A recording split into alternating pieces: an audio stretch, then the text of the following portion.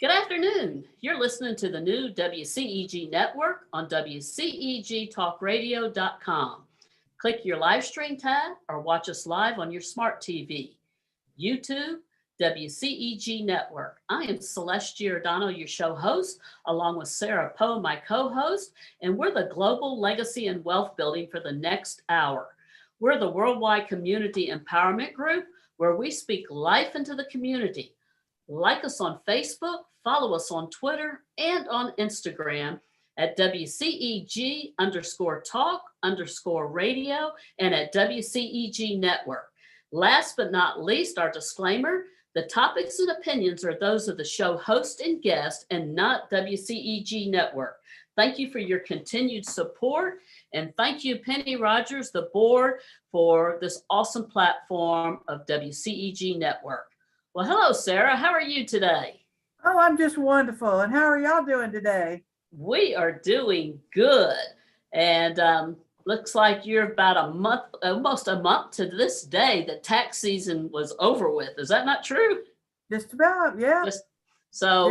It's not over with, but yeah, the bulk of it. The bulk of it. Our taxes were due on April 17th, I think. April 18th, yes. April 18th. Okay.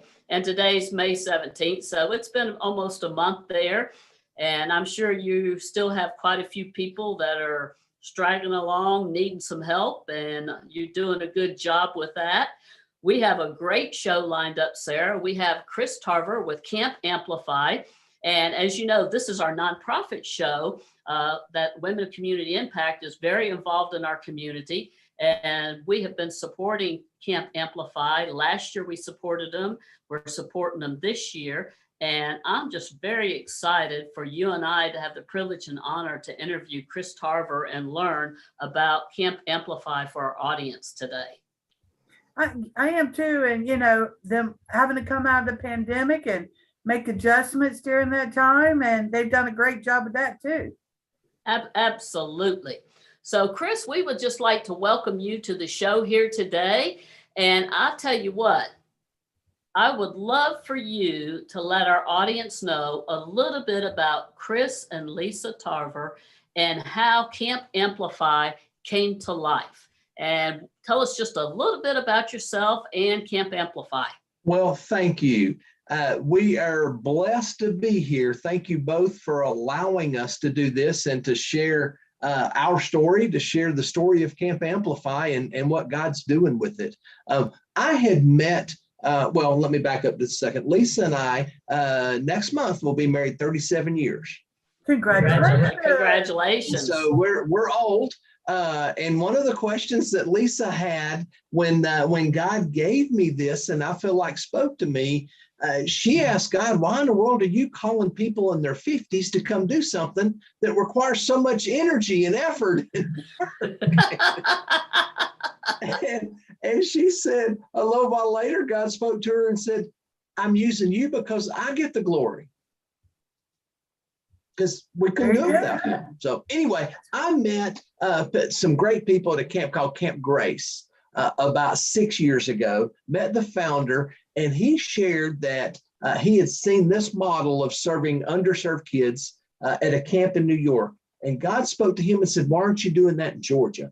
And my heart nearly leapt out of my chest as God spoke to me and said, why aren't you doing that for kids in North Georgia and East Tennessee, for poor kids in the Appalachian areas? Because Camp Grace serves inner city Atlanta kids, urban kids, they call it. It's an urban camp.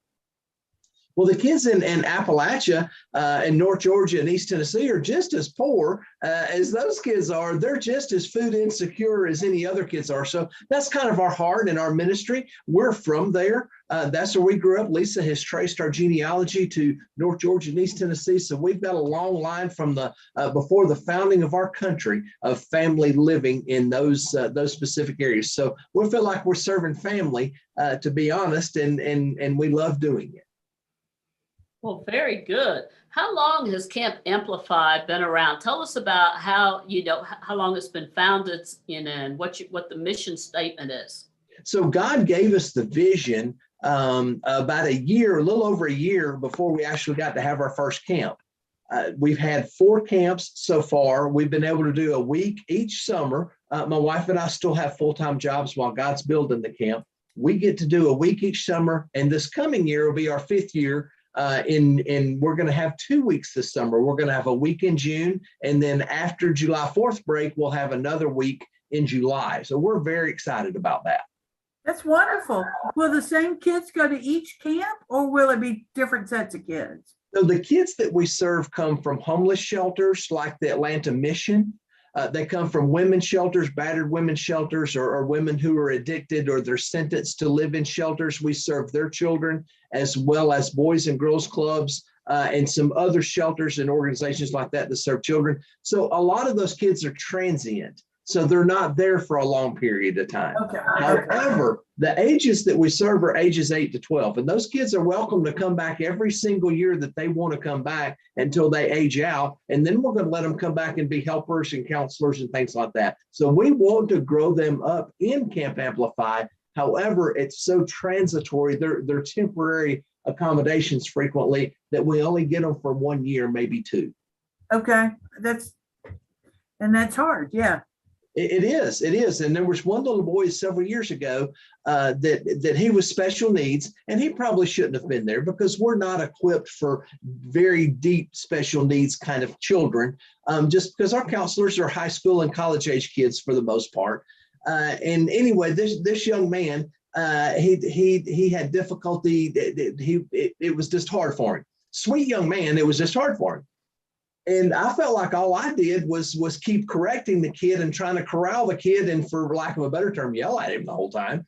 And I asked the partner a couple years later how they were doing. Oh, they're doing amazing. They are now in Columbus, and they're doing this, they're doing this. And she said, that young man still says that was the greatest week of his life. That's good for the heart. That is good for the heart. I didn't think he had fun at all.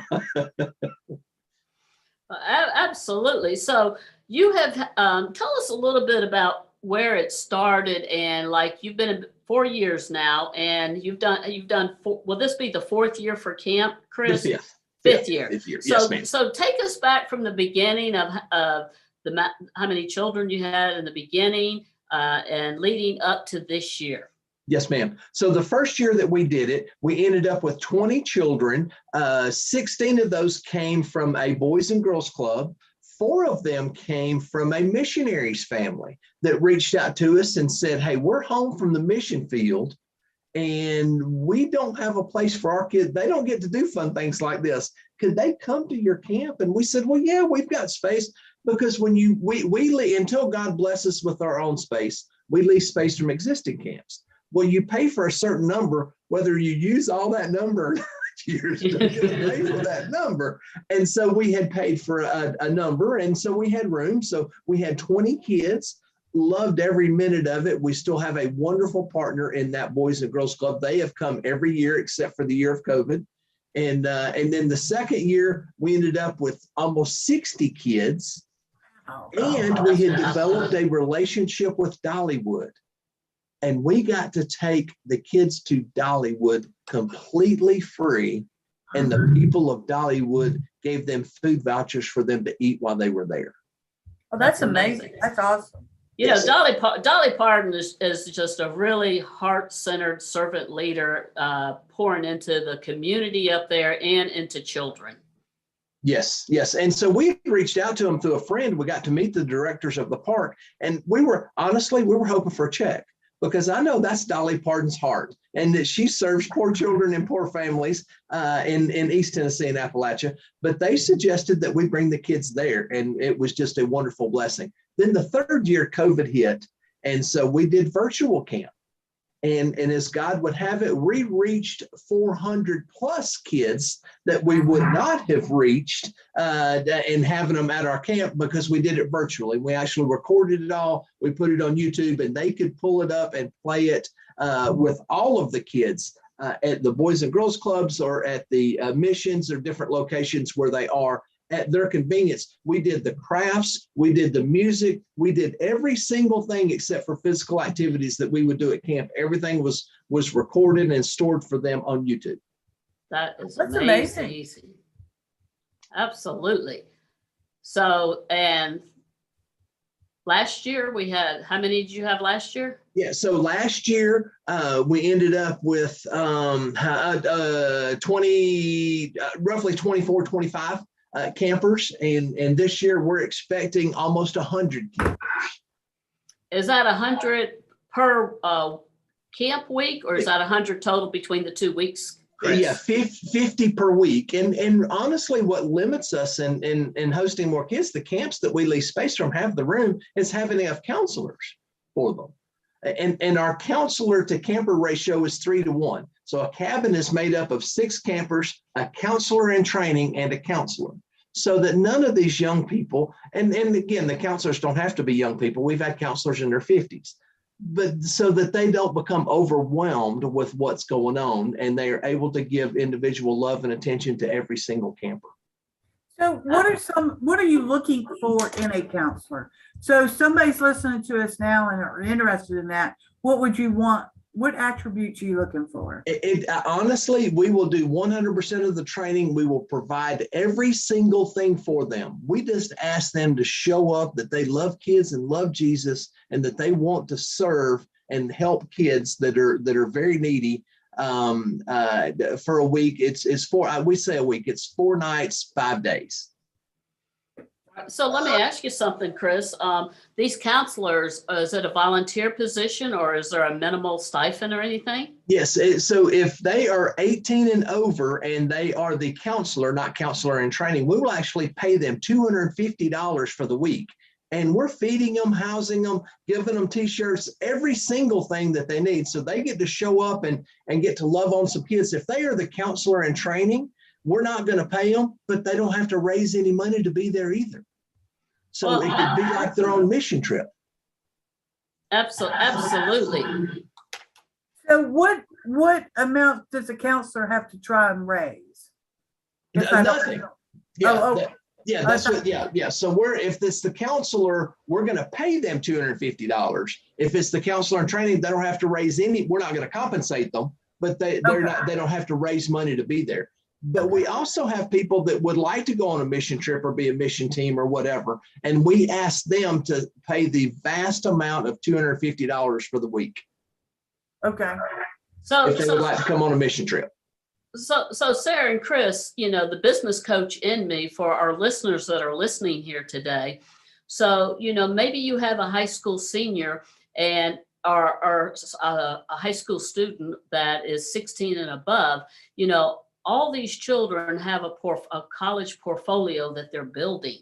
And this is a great opportunity for them to put this into their portfolio when they go to apply for colleges, because colleges look for what they've done to serve in their community. Is that not true, Chris? It is, and many of the colleges we're finding out have service hours and service credit hours that they are asking all of their students to go serve somewhere in the community. We can get them those service hours or service credit hours for being at the camp too.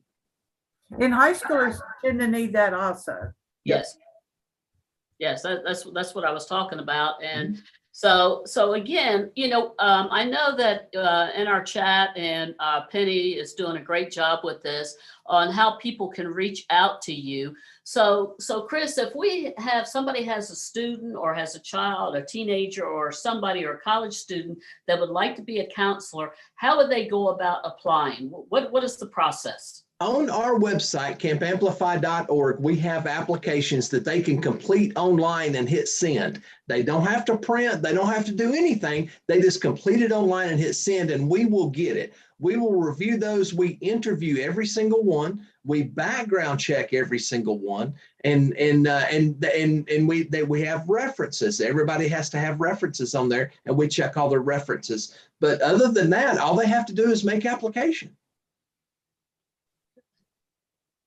Now, like we've helped in the past with sheets and that sort of thing, what type of thing are you looking for this year in that regard?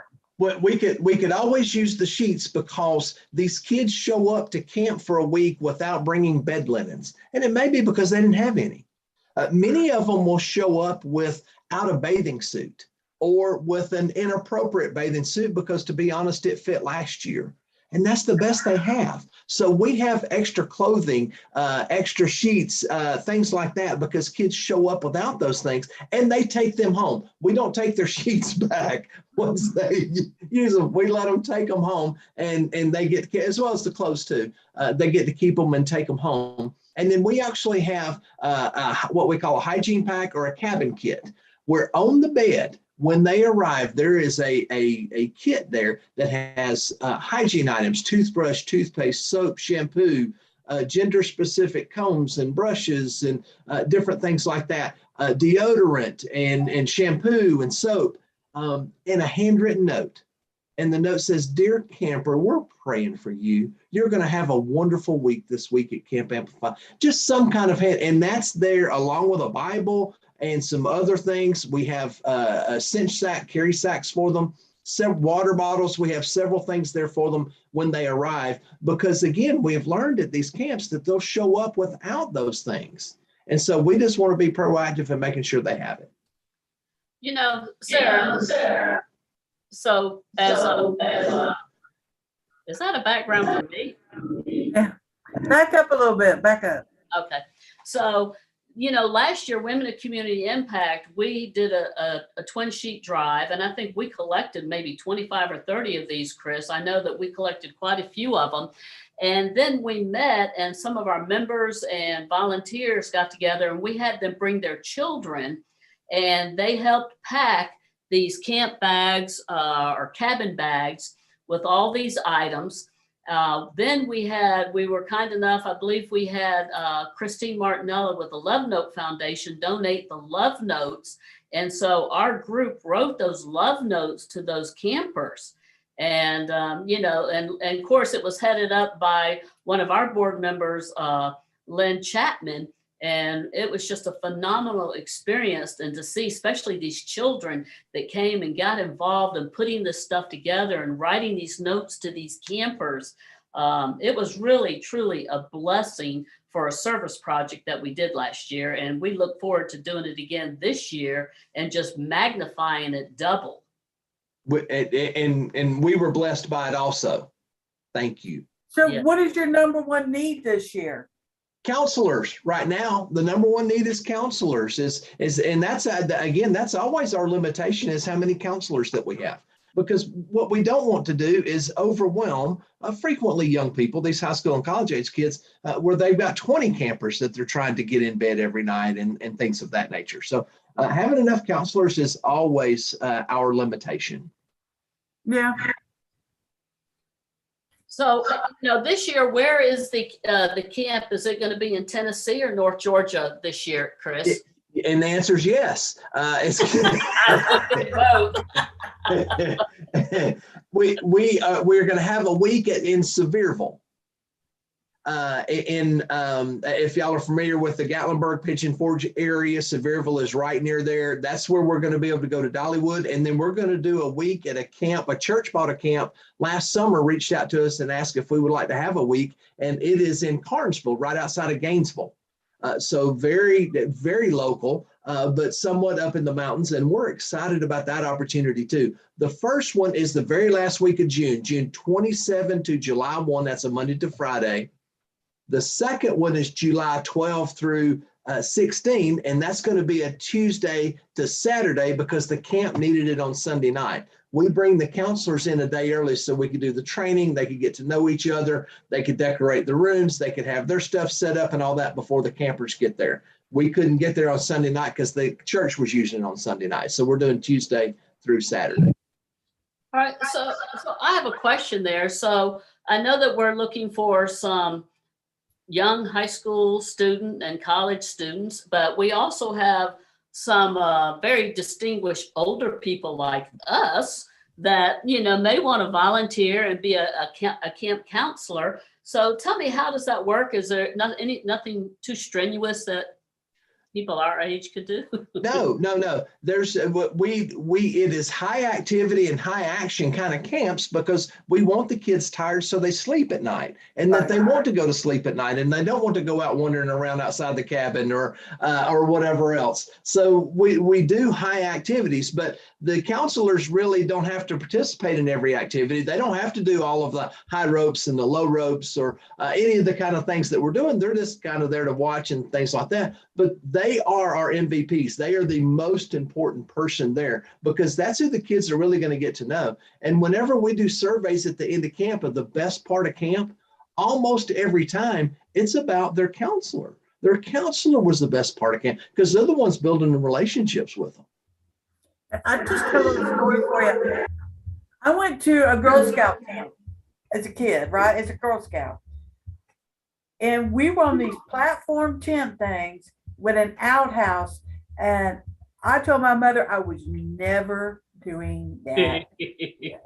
Me and that outhouse did not like each other because it was full of bugs and spiders. So do you have outhouses? We do not. We have the camps that we lease space from have cabins. The kids will be sleeping in bunk beds, but they all have indoor bathrooms, nice bathrooms. They're clean. They are very nice. So we don't have outhouses. The one we're at in Tennessee, they do have some cabins that do not have bathrooms. Our kids aren't in them, but they do have some cabins that don't have bathrooms. But there's a bathhouse right next to it. It's not an outhouse, but it's a bathhouse. And that used to be the way all camps were. That's right. That's right. Well, that sounds like a really fun time. So I also know, Chris, was last year your first gala, or what year was that in galas? No, we've done it for I think 4 years now. It was, but it last year was the first one at that particular venue, and it went really, really well. And so we did it again this year at the same place. So I'd just like to share a story there. The Women of Community Impact had a table at the gala last year, and we had it filled. And some of the members that were at this table, sponsored children or sponsored something that you needed in service to put on these camps, whether it be donated money for food or items that you needed. And you had a great speaker, Stephen, and we've had him on the radio show. But anyways, my husband and I were so impressed with his story and that gala last year. And it's just amazing. And you had some counselors there last year, as well as I think maybe this year as well, that were telling their stories and the rewards, how rewarding it was for them serving these underserved and underprivileged children. And it really touched upon our hearts. You and Lisa and your board and team do a phenomenal job with these camps. You can tell you're very passionate about it. And this year you had another phenomenal speaker. I think her name was Laura. Was it Lauren? Lauren. Yeah, Lauren. And you had another great speaker, and we had another table there with that. And it's just, to see what goes on and what you guys are doing and making a difference in the community with these children is just a blessing in disguise for these children. Because also something that you haven't said, Stephen had led the music last year, and I don't know if who's leading your music this year, but you have a lot of children that come to know Christ at these things as well.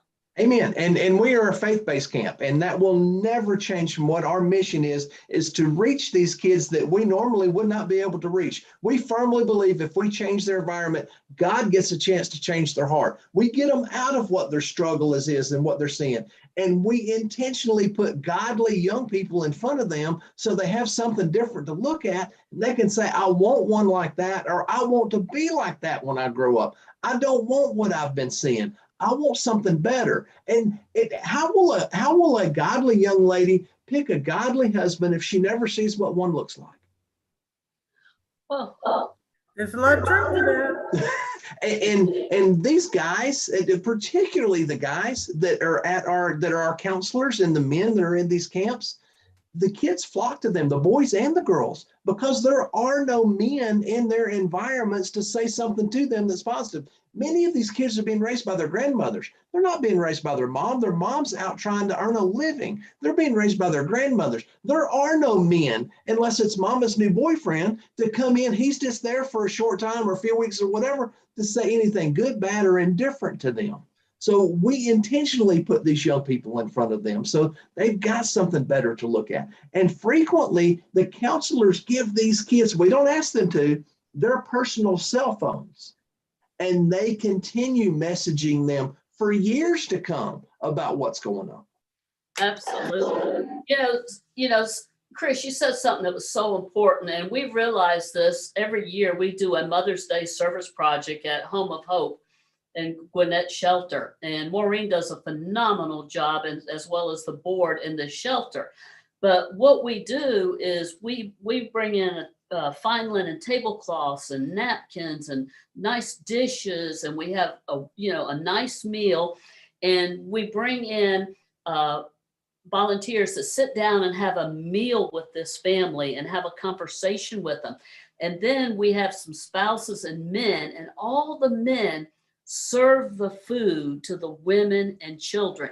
And I'll never forget, Sarah, I think you'll remember this, and it brought a big tear to our eyes, is one of the women said, "It is so nice to see that there's good men in the world," because a lot of these women are there because of physical abuse and things of this nature, and they haven't come from a loving, caring spouse or family. And for the children, to have that to see a man emulating how you should treat a wife or a child. Yes. And if it's not modeled for you, how will you know? Society ain't going to teach it to you. You're not going to get it off social media or watching something on TV or movies or whatever. This is their chance to see that. So yes, completely agree with you. Yes. So have you collected all your sheets this year? We still have some left over from last year, but those never go bad. So No. we'll take them anytime. It would be hard to have too many of those. So I've got a question for you. Let's just say I know somebody who wants to get sheets, but they want to have them shipped to you. How do you go about doing that? Oh, we have got a Amazon wish list. Okay. And when people click on that Amazon wish list, that stuff gets direct shipped, dropped at our front door. It is absolutely wonderful. A tremendous blessing to have that. That makes it a lot easier. Yes. Yes. Well, and Sarah, we will be doing a drive for those sheets in June for the Women of Community Impact, like we did last year. And then we will end up getting together where people can come together and help with these camp bags and write love notes to these children. So that'll be another avenue that they can do, that they can just let one of us know. And Women in Community Impact, you can go to Amazon and send it directly to them, or you can reach out to us, because we will be doing a drive to collect that for them like we did last year. And we want to have, as you were saying, we want to be able, we're praying for our own camp one day, for God to bless us with our own camp one day. And we actually want to serve the kids on round tables, and we want to do it family style. We're going to have the food prepared in the kitchen and brought out so that they have to take a portion and share and pass it around. And it makes you engage with everybody around the table so they can see how family meals are, because they're not exposed to that. And we will have the counselors bring the food out and to serve all of those kids. So we've got big visions about having our own camp one day in our own space. And about meals, I've got one quick story I want to share. There's two little boys, the second year we did camp, kept going back up and getting more food. And at these camps that we're at, they're kind of like what you see at a school cafeteria. You go through the line and sit down and eat. And these little boys kept going back to the line and getting more food. And they're getting weird things like a bowl of sliced pickles and eating it real fast and then going back up and getting more food, the same two little boys. And I finally stopped them and I said, guys, one, you're going to get sick, but two, that's enough. That's enough. Well, the partner pulled me to the side and said, Mr. Chris, can I talk to you? And I said, yes, ma'am. She said, these two little boys have never seen this much food. They don't know how to act when it's all you can eat. They don't know what to do when they see that much. And they're eating today because they're not certain they get to eat tomorrow. That's the mindset of the kids that we serve. And it never dawned on me. So I looked at the kids, the young people that were working at the camp, their summer job, they were serving. They heard the conversation, and to a person, all of them were going, come back, come back, come back, eat it all, eat it all. Well, that is so true. We had a situation like that just recently in a meal that we served. And I guess that, they serve because, these nonprofits that are providing this stuff, they're limited and it's hard on a lot of these people. So, they may only get one serving of food. And so when we were doing a meal and this young man, I don't mind saying Longhorns provided the chicken. That relationship came from Camp Amplify, Chris. When we attended last year, your gala, we made a relationship with Longhorns and Chuck over there. He's been supporting us for 2 years because of us being a part of Camp Amplify. But anyways, that little boy just kept loving that chicken. And when he was done, the mother, I saw her, she kept giving her chicken to the son. And I said, that's okay. That's okay. She said, no, he can have mine. I said, no, you can eat yours. I'll get him more. And her eyes got like this. And I'm waving like you. Okay, guys, bring this guy all the chicken. I brought him out this big old thing of chicken. Because, these young kids that are 10, 12 years of age, especially young men, they can eat. And but I know exactly what you're saying when, they haven't seen that much food, or they're not, there's not enough food to go around, or you're only allowed to take a certain portion. This is new to them. Yes. And yes. it is a blessing. Yes, absolutely. So I know you also have a vision for some land in your own camp one day. We sure do. We sure do. Hang on a second. I got a board I can show you. That'd be great.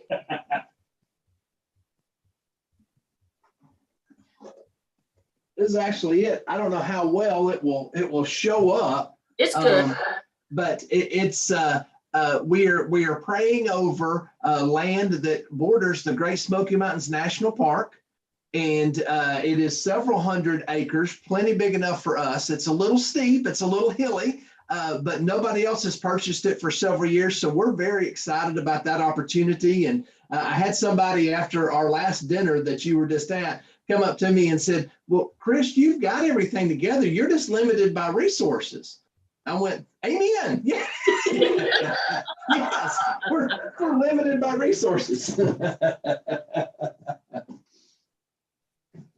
So yes, we're praying about that, and we want to fill it with underserved kids all summer long. And when it's not filled with kids, we want it to be a retreat business. And we want folks like y'all to be able to come and stay and enjoy the beauty of what God created for us to enjoy, for it to be leadership retreats, to do team building retreats with the ropes and the high ropes and low ropes, for it to be marriage retreats. And my wife even had the vision of, why not let it be a wedding venue? And imagine an entire wedding party can come stay at a camp and everybody can stay at the same place.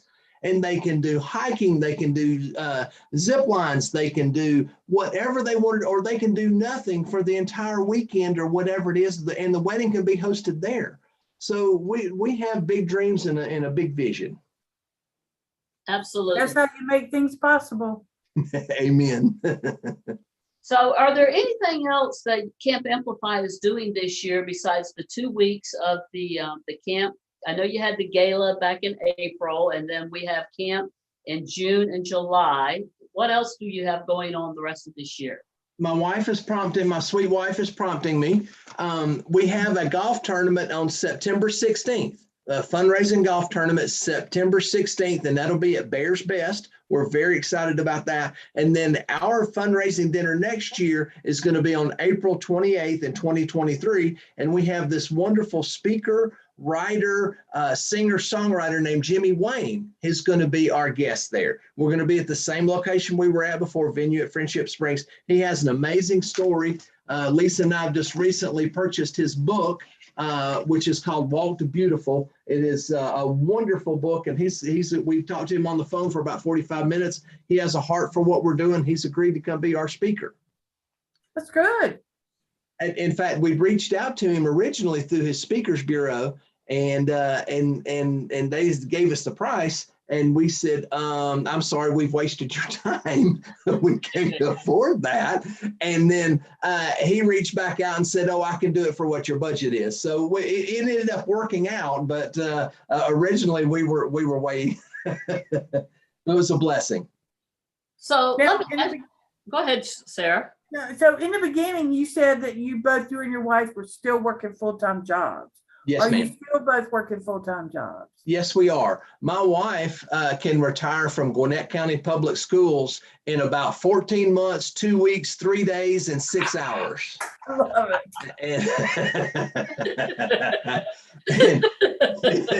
And, and we are holding out for that for insurance purposes and different things like that, but we're holding out for that. And I work a full-time job now that allows me the flexibility and encourages me to work in our nonprofit. So I have that flexibility. That's wonderful.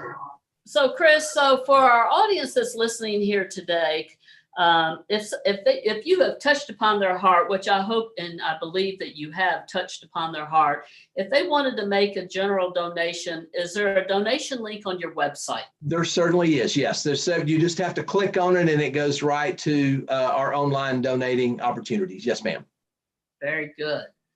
To recap, the best two ways to get a hold of you to give you money is your donation link on your website and your Amazon wish list. Yes, and honestly, if somebody wants to write a check, our address, our PO box is on the website, so they can send it direct there. We'll get it. So whatever, or if they want to reach out to us, my email is on there. They can through the connect page or through my email is here in the chat, Chris@campamplify.org. They can reach out to us any number of ways that they want to. All right, and for the camp counselors, they can go to the website and do an online application. Yes, ma'am. You'll get back in touch with them. Yes, ma'am. Well, I'll tell you what, we're a little bit past the bottom of the hour, almost 20 till 6. And it's just been a pleasure and an honor, Chris, to be able to personally interview you today. Sarah and I just are, big supporters of Camp Amplify with Women of Community Impact. And we love your heart, you and Lisa's heart, your board's heart, your mission and your vision, and what you're doing for underprivileged and underserved children. Because really, that's what it's all about, is giving back to the next generation. Amen. Amen. Thank you so much. Y'all are a blessing to us. Thank you. And Sarah, any closing comments from you? Oh, I'm just glad to be a part of it. Well, we're thrilled to have you. Thank you, Sarah. You're welcome. Well, thank you, Chris, and you have a wonderful and blessed evening, and we just really appreciate you and sharing with Camp Amplify to our community listeners, and look forward to serving. And I'm going to be back in touch with you about the twin sheets, as well as working as a counselor this year. Thank you so. I wanted to do it last year, so but that week didn't work with me. But one of those weeks that you have will work for me. Awesome. Thank you so very much. Thank you. Glad to have you. Y'all take care. Take care. Bye-bye. Bye-bye. Sarah, Chris and Lisa are just phenomenal. I can see why Lynn Chapman and her husband are just full supporters of Camp Amplify. And the thing is, when you not change the child's heart, but when they feel like they're actually loved along the way, it makes all the difference in the world in a kid's life. Well, and being a faith-based organization, a lot of these children never have that opportunity to get to know Christ. Right. Right. So I just love their hearts. I love our hearts and our members and our volunteers who support Camp Amplify. We probably had, 15, 20 volunteers last year with this project that we did with the twin sheets and writing the love notes to all those campers. We wrote those 100 love notes to those campers, as well as collected those sheets, and then we packed the camp bags for them. And it's a great opportunity for us also to bring children in and let parents bring them in and let the children serve. And those kids thoroughly enjoyed, being a part of that and packing those bags and writing those notes to those campers. Lori, Lori Waters and, Mhm. Gavin is there. Anything that we do, Gavin is there. He's up there with Thanksgiving, putting the cranberry sauce on the stuff. He's there writing the love notes. We've had Gavin over our house to spend the day with us. I mean, we just, Carol Coy's daughter. I mean, we just have so many blessed members that involve their children in these community service projects. And, I never had an opportunity to do community service. I wasn't introduced to it till a later age. And I think that's wonderful that we have a lot of servant heart leaders that involve their children. Oh, most definitely. Most definitely. Because it gives you a glimpse of what the other side, I mean, because we know our little environment, right? We don't know the environment over here, there. We have no idea. And to be able to go out there and make a difference in a child's life is just wonderful. Absolutely. Well, speaking of a child's life, I'd like to take next, 5-10 minutes and talk about women of community impact. You and I co-founded this thing. We started it during the pandemic, and then we gradually came out and we've been doing our Mother's Day thing, and we did an Easter dinner during the pandemic. We did our Mother's Day. We've done Thanksgiving. Yes, we did our Thanksgiving dinner. We've done this Camp Amplify last year. We've done it 2 years for the gala with them. And, we've done things with Beyond the Ribbon with Bobby Minnick, who's on the board with her nonprofit, with families with cancer. We've served them food. We've, donated items and done things for her Christmas thing, reindeers, and I forget what it's called. You know what it's called. But anyways, we've done a lot of those things with them. But this year, you and I were talking during the Christmas holidays, and you were very passionate. I remember we were eating breakfast. You took me to this place that I've never been, and you were passionate about foster children. And you said, I want to do something for foster children this year. I said, great, let's do it. What do you have in mind? And so, tell us a little bit, because, May is National Foster Children Month. I thought it was in March and we did a segment, but it's really May. And, so let's talk about where this started, why you were passionate about it, and, what it started out and what it's becoming to. And then I'll share some stories of how we've involved some community partners locally, as well as in Kentucky and Cincinnati. Well, I feel for these foster kids. They get taken from the home in the middle of the night. They get to take absolutely nothing with them. They hoard food. They do things like that. Whatever it is that they may need, if it's there in supply, they're going to hide it. They're going to keep it, right? Right. The biggest thing is most of these kids had garbage bags. Who wants to move around your stuff in a garbage bag, right? So I had originally thought suitcases, because I had done that a couple of times. I'd been to a couple of things like on Martin Luther King Day where they would collect suitcases. Well, you and I got to talking, and you had spoken to somebody in Cincinnati, and they said, no suitcases. It gives them a bad vibe. They think they're leaving again. Yes. And that's where the backpacks were born. Every kid wants a backpack, right? It's Right. nondescript. There's no shame attached to a backpack. Right. And that's how, you and I got to talking about that, and to help other communities to get backpacks to give to these kids. Absolutely. And so your goal was that you wanted to do 100 backpacks to the organizations for the foster children, because like you say, these children, they're a victim of their parents' circumstances. And like you say, they may get picked up at early in the morning, the middle of the day, taken from the school, from, late at night, and they're leaving in their pajamas, the clothes on their back, and that's it. And so it really just touched my heart, Sarah, like it touched your heart, with these backpacks and filling them with personal hygiene items. And you and I have some colleagues that we're very close with. Gail, who's on the board serving as first chair with Creative Community Services. which we interviewed them. And then Maureen introduced us to the other young lady for Positive Impact in Swanee, Tammy. And we interviewed them back in March, I think it was. And this is where we learned that when these children get picked up in the middle of the night or the morning, you know, I didn't know where they went. I just thought they went to DFACS. But what we found out in the process is there's organizations that take these children before they go to DFACS.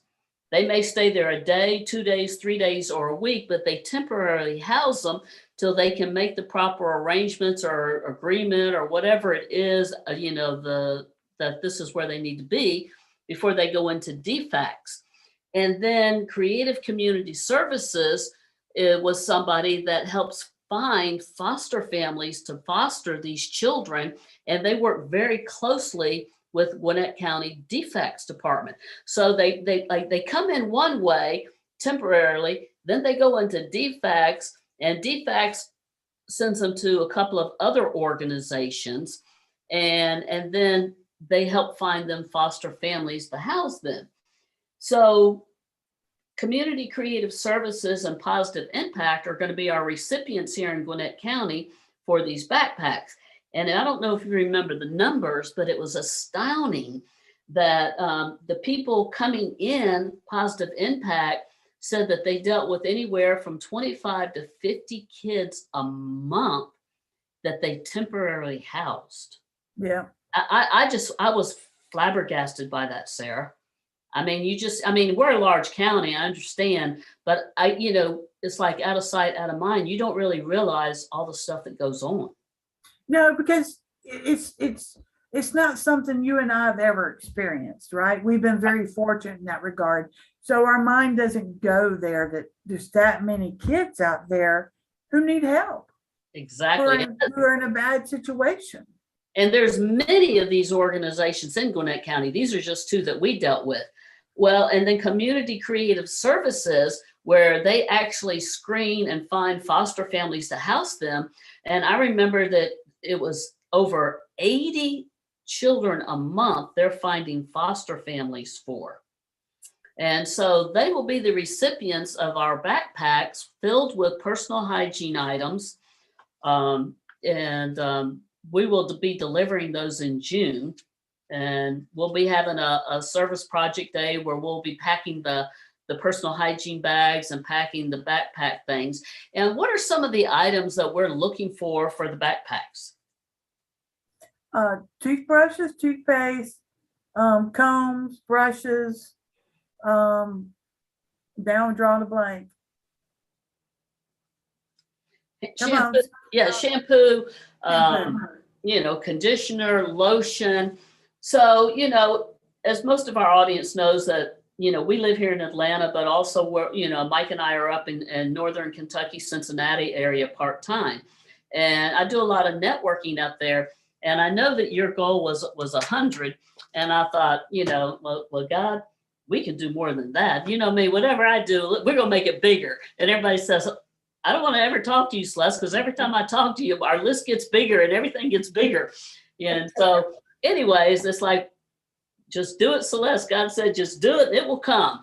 Well, we reached out to some networking groups up in Cincinnati and Northern Kentucky. And I want to give a big shout out to Michelle Lorms and Leading Ladies of Northern Kentucky and Beautiful Faces Going Places with Carol Dockham, who's been a guest host and been on our show as well. We are going to also donate. We're going to do 150 backpacks here in Gwinnett County. We're going to do 150 backpacks in Northern Kentucky and Cincinnati. And an outpouring in both locations of our volunteers and sponsors.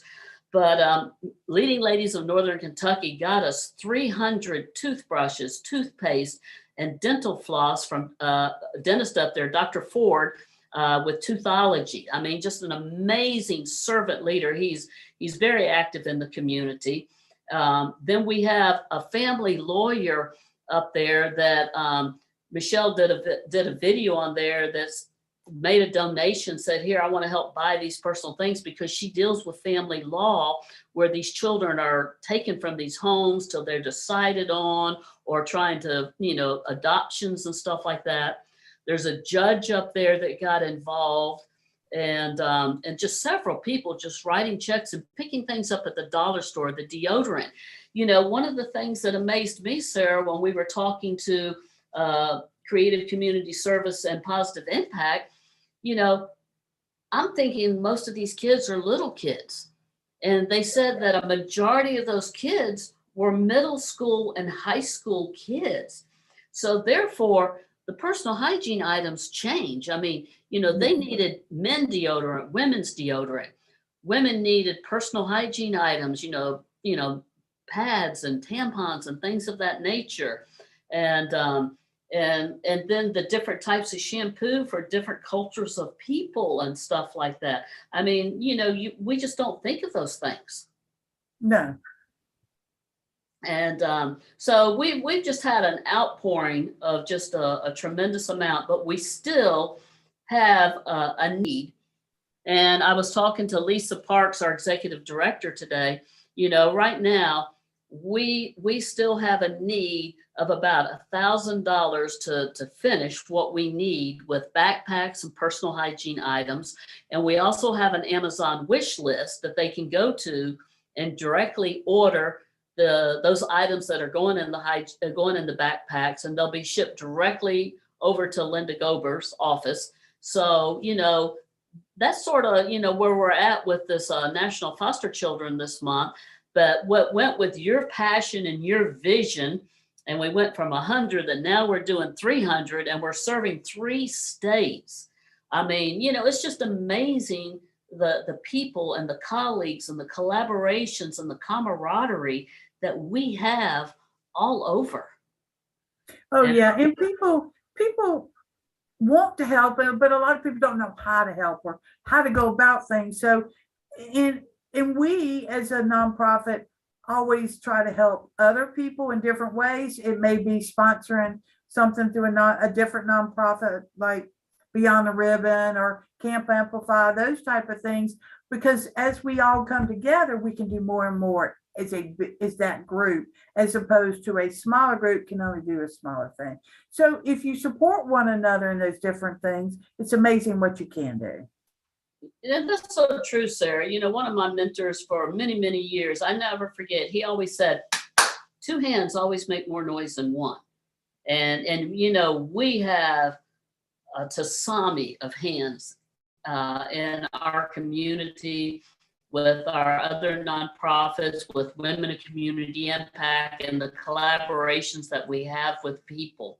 And so I think on our website, we have our links, as well as we have a Facebook page at Women in Community Impact. We're on Instagram, we're on LinkedIn, we are on Facebook, we're on, I don't think we're on Twitter, but we have all of those organizations, those social sites where you can click the link, you can do a financial donation, you can order through Amazon, and those items can be shipped directly to us.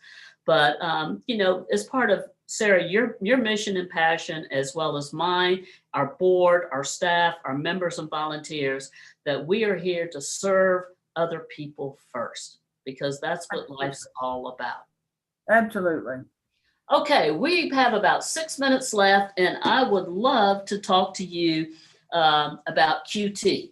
That's the second quarter. We are in May. We're in the second month of the second quarter. We have about 6 weeks left before we are ending second quarter, and we are in the halfway point coming up of 2022. And it'll be Christmas in 3 weeks. So, from a perspective as a CPA, Sarah, what are some of the things that you advise business entrepreneurs, corporations, nonprofits? What are some of the things they need to be thinking about right now? They need to be planning for the next year. They need to know what their plan is and how they're going to get there. Nonprofits, small businesses, all of us, including me. Right now, I'm in the process of what am I going to be doing next tax season? Where am I going to be? Where am I going to be doing? Who am I going to have on staff? We're in the process of hiring people. you've got to start that process before it's needed. Absolutely. Absolutely. If you get an employee or a volunteer who's maxed out, you're just going to burn them out. You're not going to be able to continue doing what you need them to do. So if an employee gets to 70%, you need to be looking for a new person to help. And unfortunately, in these past few years, we've had a lot of burnout because of the pandemic and losing employees. But there's other things you can do for your employees. Buy them lunch, buy them dinner, give them a day off, paid day off. Just, give them a birthday off, things like that. You got to keep that morale up. But we just got to keep planning. All right. Anything for tax purposes that you need to do? So, Monday was nonprofit deadline. If you did get it in, you did an extension. Different deadlines come up during the summer. I got a couple of trusts that are due next week or next month. But then next thing you know, September 15th will be here, and that business deadline is then.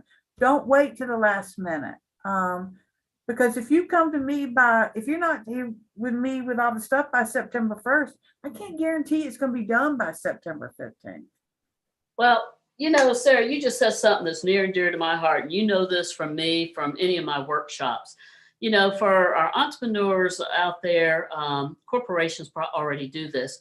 If you don't have an accountant or CPA that you have a personal relationship right now, you are behind the curveball. I was just having a conversation with somebody just a couple of days ago that, they're compiling everything at the last minute to give to their accountant to do their taxes or whatever. It's like, you need to be getting a P&L statement every single month. You need to know where you've been so you know where you're going. You may be making a lot more money than you thought. So you need, by having an accountant or CPA, if you're paying your quarterly taxes or whatever, which I hope you are, you may need to pay more money right now. Or you may need to buy something because right now you're way ahead of the curveball. So you may need something that you need to purchase. You can't wait till the last minute to make those decisions right there. So the other thing is that to make sure this is a good time. If you haven't done it the first of the year, because me, before the first of the year, you need to have a review. Have a review with your insurance agent, your CPA, your accountant. You're coming up in the mid part of the year. You need to have some reviews. Check your price of what you're paying for your insurance. Personally, professionally, things of that nature. Have a review with your financial advisor, especially with the market up and down. I was just looking at some of our stuff, and it's like, what? We lost how much? Don't look, just don't look. Yeah, and so, it's very important that you're doing those things. But the most important thing, like you said, is people need to be taking massive action. You need to be participating in things. And if you're taking the back seat, waiting for something to happen, you're behind the curveball already. Yeah, and I do my review in the middle of the summer because it's an easier time for me. And I've just been thinking, I've got this subscription to this, I got this. And so now in the next 30 days, I'm going to look at all those. Do I really need all that? Is it providing me any benefit? Some of them do, some of them don't. It may be time to get rid of some of those. Or do I need to consolidate? Do I need one thing that can do DocuSign, that can do portals, that can do, instead of 5 different things to do that one thing, right? So I think everybody needs to do that for your business so you're doing the best you can with the money you have. Absolutely, Sarah. And we have about 45 seconds left. So if anybody is looking for a good CPA or accountant, or you need to have some questions answered, how can people get a hold of you, Sarah? They can call us at 770-545-8841 or send us an email at info@posecpas.com. Absolutely. And Sarah, it has been a blessing serving with you. We are getting ready to go on a sabbatical here of WCEG Radio, and we will be off the air during the summer, enjoying our families and our life and doing fun things, especially you with tax season. Hopefully you have a few planned vacations and planned days off with your family. And we will be coming back in September 13th and 27th. Our first show every month is always for profit, and our second show is our nonprofit show. And Sarah, I just want to say thank you for everything that you do and serve with us with WCEG and the Women of Community Impact, and just wish you a wonderful and blessed summer. You too, go enjoy it. I'm going to Ireland for 2 weeks. I don't know what the rest of the world's doing. All right. Well, that sounds good. And thank you, Penny Rogers and the WCEG board and family for providing this amazing platform. We love you and appreciate you. And most importantly, the audience and listeners, you are the true champions. Thank you for being a part of our family. You guys have a wonderful and blessed day. Love you. Happy summer. All right. Bye-bye. Bye-bye.